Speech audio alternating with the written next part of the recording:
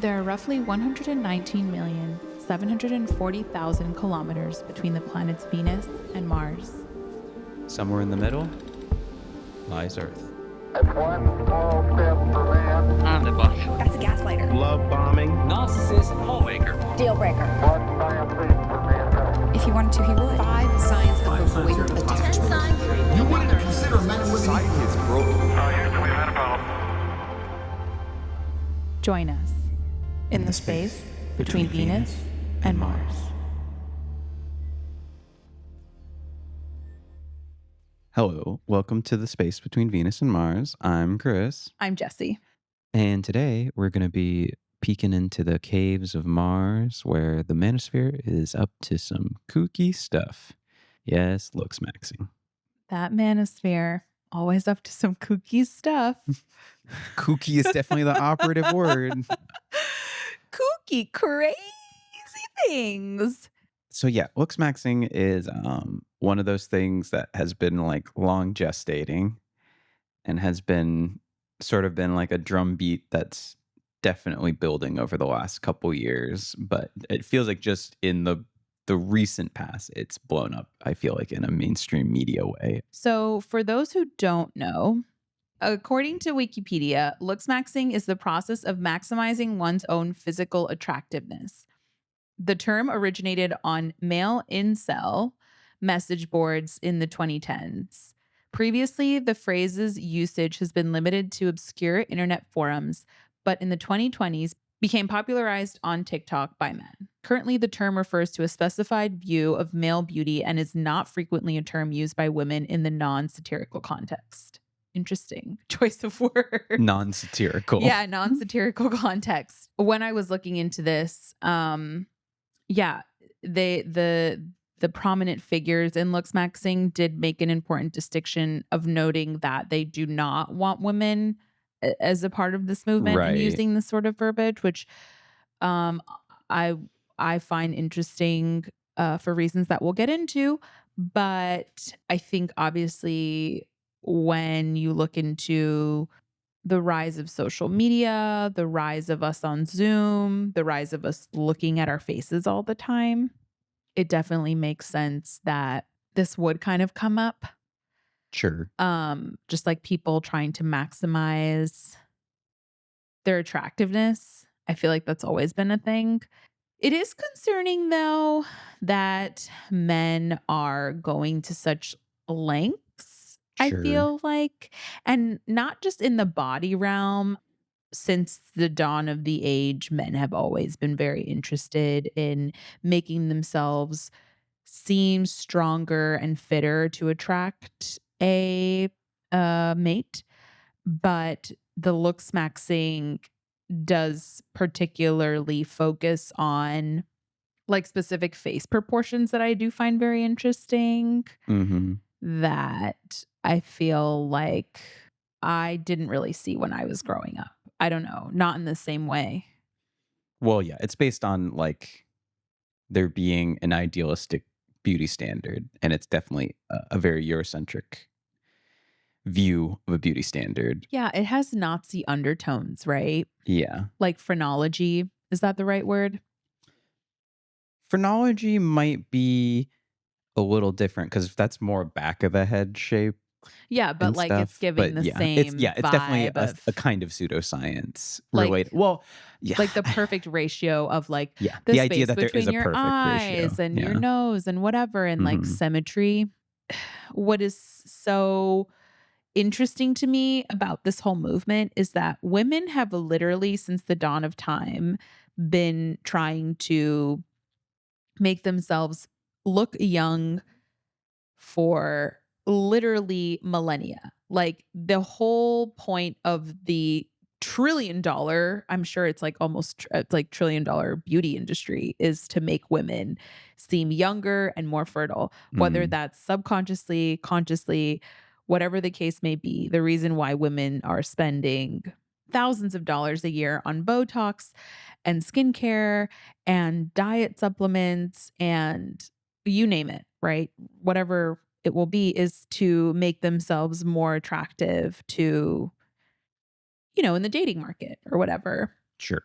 I remember growing up, spending summers in Venezuela, and we would go to the mall, and there would be people or like young girls who had just have like freshly done nose jobs with their like bandages on their noses, you Mm, know? mm. And so, and then you have these stories of these young men who are like literally breaking their faces to like have the perfect jawline. Right. And so to me in my head, they're not so different. Don't you think this is something that would like unite the two sides of the spectrum? Like, I don't know. Is that a weird thing to say?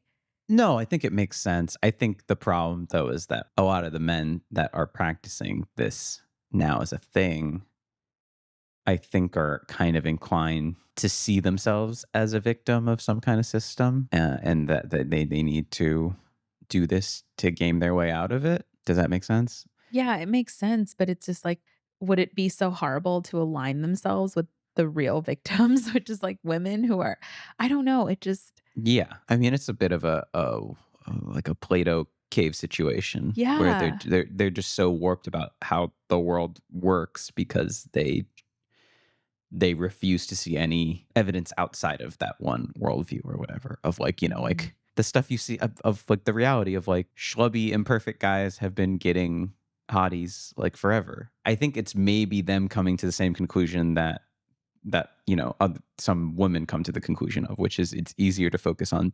superficiality in attracting a mate than all of the other factors because that's something that. They feel they can control. Yes. I Mhm. would say, yeah, that and not needing to dig into like the actual vulnerability of a relationship stuff too, also maybe of like, this is one thing I can do and maybe not work on like myself and my own insecurities, but I can just make myself objectively a perfect specimen. And then that's Mm, the reason that I would get people. But yeah. it's very interesting because I think it's a very achievement based way to look at the whole deal, which I think is, obviously like a pitfall for men in general. I think that like it's an achievement to like achieve that ratio to like Mhm. fix your exterior and then that being enough then to make you desirable to other people. But I don't know like really where it's coming from because I mean it's not really even motivated in the same way as like you were saying of like women wanting to appear like Mhm. more fertile or young necessarily. Right. It's just this abstract idea that again is kind of a pseudoscience of like what is a perfect man Right. physically.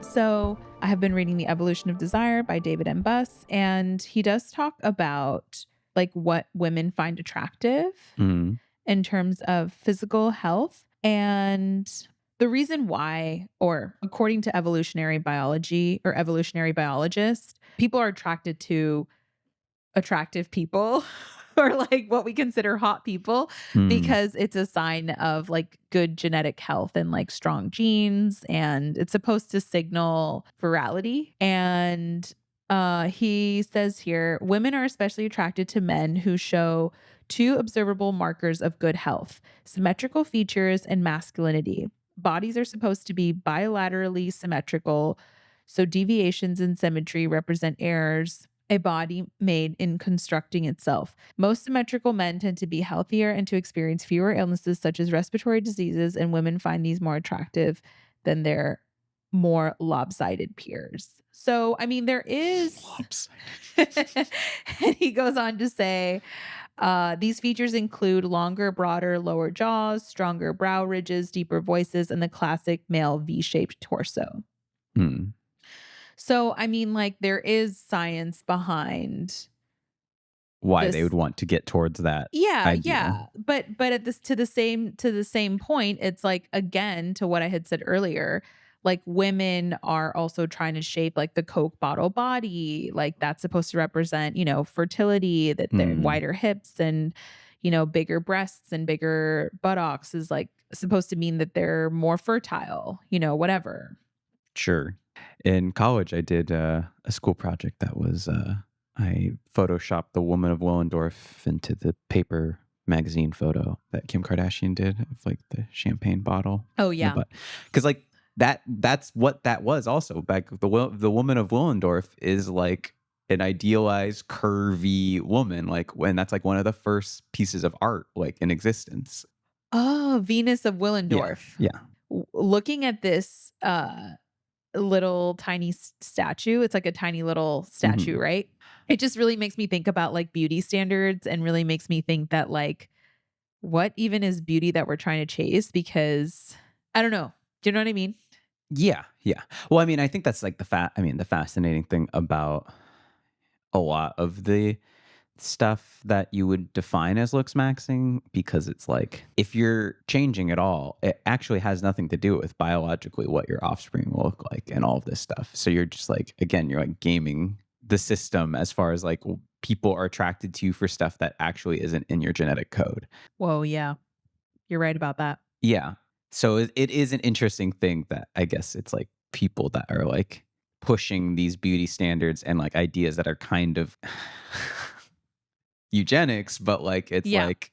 it's it does become a scary thing when it's like you're pushing everyone to just modify their bodies, and then again in pursuit of what, because it's not actually accomplishing anything in a long-term mating sense. As far as like how that stuff is baked into this movement, I mean, I was reading this article about a black Looksmaxxer and how Yeah. he was basically kind of like driven out of the community because there's just so much like vitriol that was thrown at him for just trying to do the same thing that everyone was doing and going for the same kinds of beauty standards that these other people were pushing.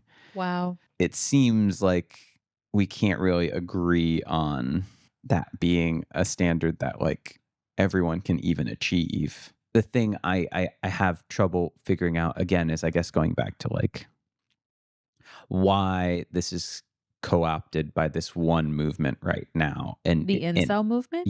and is distinct from all these others. Like you were saying, like why isn't this a A moment of solidarity between solidarity? women, men and women, where it's Yeah, like, hey, you have trouble. You have to now go through painful procedures and spend thousands of dollars to make yourself look a certain way to find value in yourself and your identity. Welcome to the freaking club, yeah, men. Like to me, that's just how. And then I find it interesting that the looks maxers are like, no, I don't want women in. Like you're not. They cannot co-opt that word. It's just like right. women have been looks maxing for millennia, for century. Like just wearing a corset, people would freaking faint. Hmm. And that's just one example out of like, think of foot binding. Oh my God, how horrific. Like, or just even to this day, like, and no shade on plastic surgery. Like, listen, I grew up in a pro plastic surgery home, but like, even just deciding to go under anesthesia, which is dangerous, Sure. to change your physical appearance, that's kind of hardcore. In some situations, going under anesthesia can risk your life, Mhm. and you're electively deciding to do that. I mean, like, that's pretty extreme. So when you think about these looks maxing things that a lot of these boys are doing, and I mean, we will say like it isn't a lot of these boys, but it is this community that has a huge following. Like they make money off of this stuff. Yeah. Like they're taking amphetamines, they're like pumping themselves with peptides, they're like the stuff that we don't even know, like long-term effects. Some of these boys are like breaking their jaws and just really intense stuff. I hear all of that, and at the same time I'm like, I know people that get injections every few months so they like can't have that many facial expressions to like Sure. feel young, look younger. Mhm. Like to me it's just like, why isn't there more solidarity here. I think what I find so interesting is like how men keep I shouldn't say men, all men. Hashtag not all men. But what I find interesting is like how the manosphere is just so insistent on isolating their issues. Right. It's like I've said this before with other things, but it's like Sure. people want to be the martyr and the victim all in the same, Right. all in Yeah. the same character. It's There's like, some kind of stoicism in it that right. is 100% more like actually leaning narcissistic about it, Absolutely. because it's like, in that way, I mean, of like it basically being self-harm at times, of like literally smashing your face and Right. and reconstructing it in that way. Like it there is a line that could be drawn between that and like, like It makes me think of eating disorders. I was just about to say, yeah, of like Wow. eating Yeah. disorders and like this way that this self-hatred comes out in a way that is both destructive but also goal oriented. Yeah. And now, I mean, like when you have like TikTok and stuff like that, it's such a process based social media and like Yeah. result based. And so like it is this perfect storm of like this platform that can create these side by sides of like before, after, like here's Yeah. how much better it is. And all you had to do was, this year of smashing your face and doing tongue exercises and all that kind of stuff. And like Mhm. no one's like immune to it. Sure. Like I can admit to looking on things and being like, "Oh man, what's the after?" Like, you have to Sure. like I can't wait to see like it's like day 1, day 2, day whatever, like 30 days later. Yeah. I mean, We like to see progress. there's what's clavicular.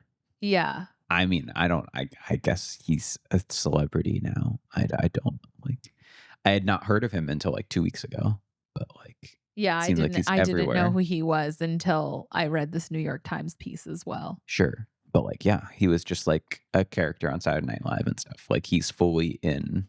Oh, really? Yeah, they like did him on like Weekend Update. It is fully mainstream at this point, and I'm having a hard time now looking at both sides of the gender divide are sort of digging down into their holes, and in the grand scheme of all of this dating landscape right now, how much of this is all resulting from just people not being able to like meet each other and connect in a way. Mm-hmm. Yeah. This is a way for them to control something that they have no control over, because they don't have any spaces anymore where they can meet other people and just get to know someone based on their vibe. So the only way you can break through is with an objectively perfect visage. I think why the beauty industry is able to be so powerful, because for women, it was the one thing they could control. Like you could control how beautiful you can make yourself to attract a mate. It is no mystery that men are falling behind. Richard Reeves wrote a whole book on this called Of Boys and Men, where he went into very detailed account on a lot of statistics on how men of middle class are making less money, going to college less, and how they are falling behind.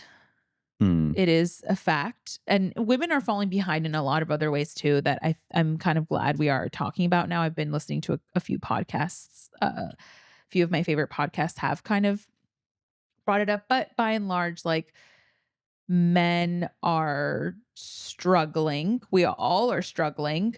And I think because they don't have the same foothold that they used to have in the dating scene like they did 10, 15 years ago. And because the economic landscape has changed so much, where even with a high school education, you can't support a family in the same way. I feel almost as though they now have to resort to the same sort of rabbit hole that women have been doing for millennia, which is feeling like they have to control their looks because they haven't had financial independence in the same way that men have. And now that men are losing their financial independence, their appearance is something that they feel they could control to that then is going to give you more views and more likes and whatever. So you're just looking more beautiful, not to find a wife, but more beautiful for the views. And then in that, inadvertently, like I will secure financial stability sort of thing. Does that make any sense? Yeah, yeah, for Okay, sure. yeah. I mean, that was in the Clovicular article. They're like asking him about like, if he like is having sex more, Right. which he refers to as slay Slay maxing. maxing. Which honestly, kind of slay. Like I don't hate that. There are worse euphemisms. There are worse euphemisms. Indeed. Yeah. Better than making whoopee. Better than forking it. Like, oh God. Working it. But he was like they were asking him about like, like all just that in general. And he was sort of mentioning how like it's more about the fact that he can make it happen that's important to him than even the act itself, really. Yeah. And that he's kind of detached from the whole thing. And that like in some ways he likes going on dates because it helps with farming more content and building up his mystique. And Yeah. again, it comes back to this thing of like it being an achievement-based thing and it not really being about Connecting. Yeah, connecting. Or even just finding someone to be with. Yeah. Ay, ay, ay. Which I think was like the Louis Theroux doc on Netflix really, I think, brought that home for me, was that like the manosphere in many ways is more about upshowing other men in your sphere, I feel like, than it is really about the end game of like any kind of monogamous experiment or just like finding your people. I think it does become about like, well, I make more money than this person, or I have, more access to women in my life than this person, or like boiling it down again to just these like tenets of traditional masculinity, like as like a point system almost.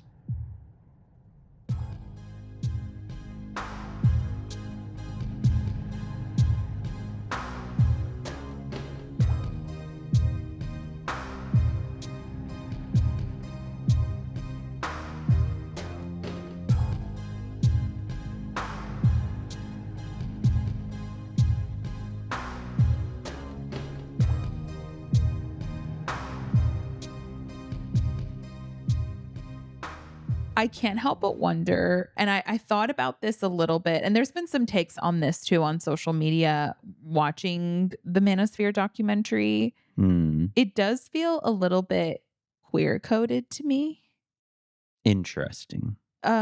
Just because, I mean, my only reference point is for this, like, is being a woman, I guess, Right. and feeling so, having my own self-esteem issues and having my own insecurities surrounding my body image. And I suffer from also body dysmorphia at a lot of times, at times.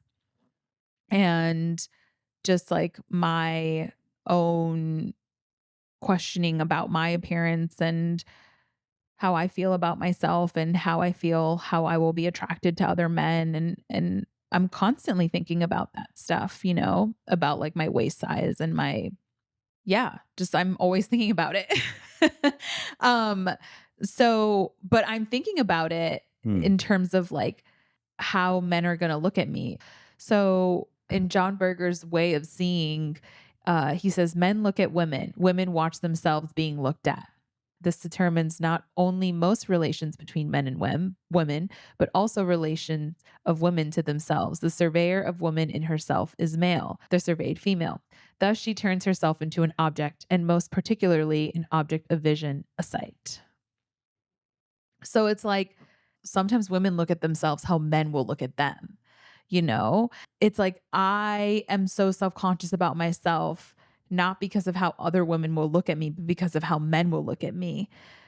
And these men are self-conscious about themselves, just as you were saying, not how women will look at them, but how men Yeah. will look at them too. Yeah. And That's so evil. The patriarchy is so evil. yeah.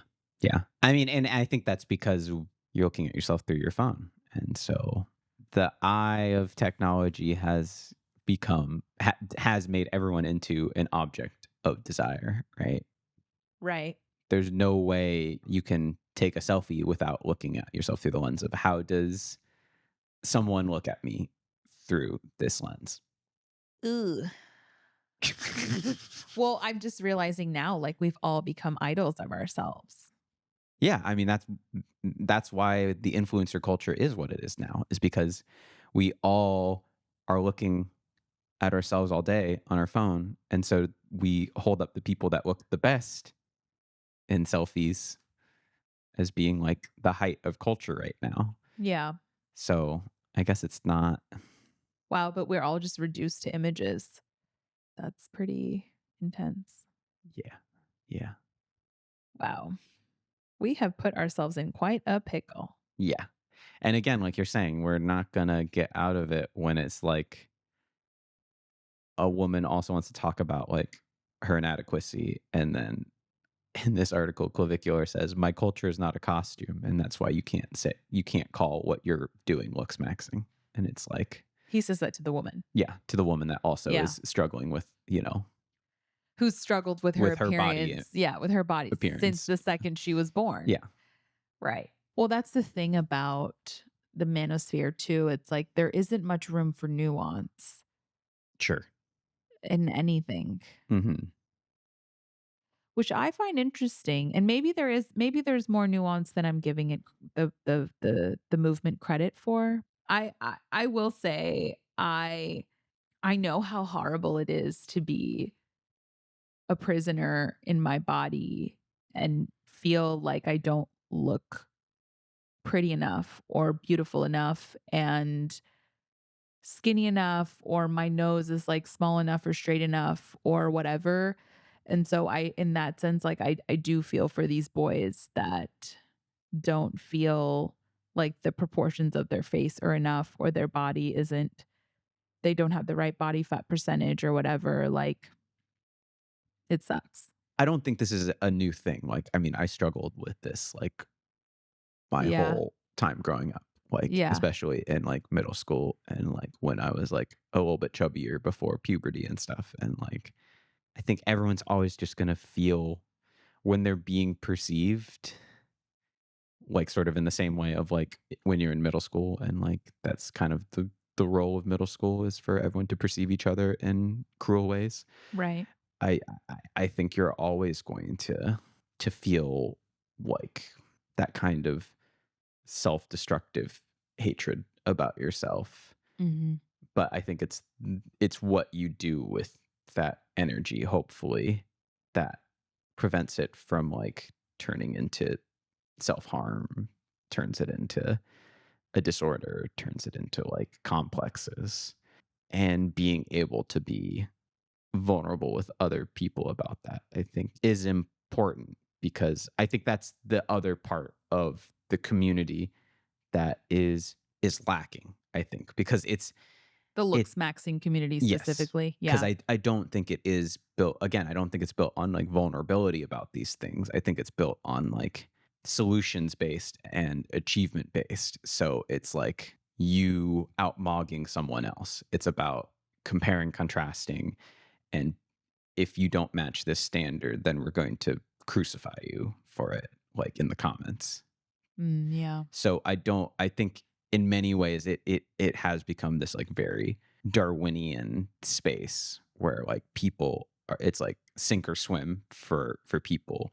And that is not going to ultimately engender confidence, I think, unless again you're at the top of the heap and you have all of these people under you. I guess then you'll feel good about yourself. But other than those high Will achievers, you? I don't know. No, that New York Times article on that boy.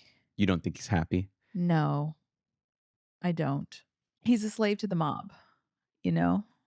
And that sucks. Again, women have been caught in for so long this feeling of like, and then the day that this all fades is the day I become useless or like no longer serve a purpose or function in society, which is like Got a not great movie for you starring Demi Moore. yes, exactly. Yeah. But it's a fascinating moment because this is all happening. It's a convergence of all these things at once where it's like all of this art being made about that. But at the same time, GLPs are now like run rampant. And it's like there Yeah. is a real clock turning back for a lot of the body positivity movement in some ways. Yeah. And I think there's legitimate reasons to use those drugs and to better your health. But it's also, I think you wonder, is this all again going back towards like a monoculture that's winnowing down the idea of what beauty standards are and Right. making it harder for everyone to succeed for themselves even. Yeah.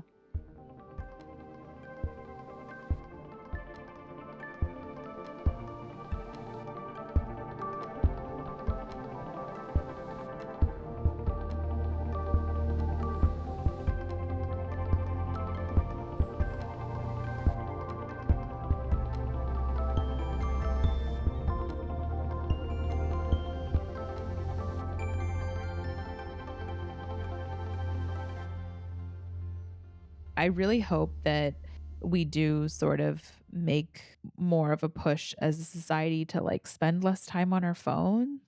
I miss the days of us just like taking a photo with like a little Kodak camera and then going to have it get developed, and then you look at it later and then you see what you have a delay and like, and then how you looked in that moment was like preserved in that time. And you didn't have like 15 Sure. 15 photos for one photo. For really what you just need is one photo, one moment. I do yearn for those days sometimes. We are reaching a little bit of a breaking point, I think, with all this stuff. When we have young boys, honestly, the breaking point has already been here for women for so long. But it does seem like we've, in terms of the frog and the boiling water, like for the boys, this is a deeper, darker signal that should signal to all of us that our standards are out of control for men and the beauty standards have always been out of control for women. So maybe this is a great opportunity for all of us to stop and really see people for their value and their spirit instead of their looks. Yeah. So Wake up before we all smash our faces in. wake up before we all smash our faces in or put ourselves in life-threatening situations Yeah. where we want to smash our faces. Thank you so much for listening. This has been The Space Between Venus and Mars. I'm Jessie. I'm Chris. And we hope that we can be back in your earbuds 2 weeks from now. And yeah, thank you so much. Bye.